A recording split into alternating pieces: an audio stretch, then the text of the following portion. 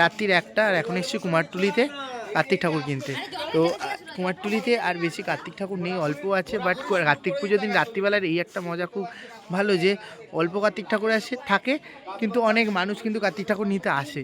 Naturally পুজোর আগের দিন কুমারটুলি এরকম থাকবে, এটা হয়তো সব পুজোতে নয়, বাট স্পেসিফিক কিছু পুজোতে। তো দেখি এখনও কতগুলো ঠাকুর পড়ে আছে, এখনও কতগুলো ঠাকুর রয়েছে। ওয়াও, কি সুন্দর ঠাকুরগুলো।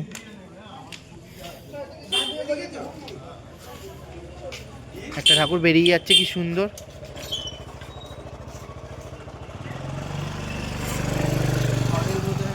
ওয়াও, এই ঠাকুরটা কি সুন্দর।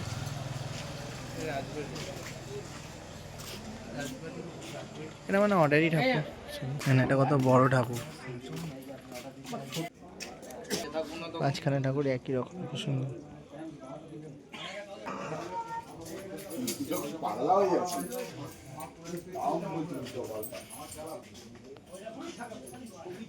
ঠাকুরগুলো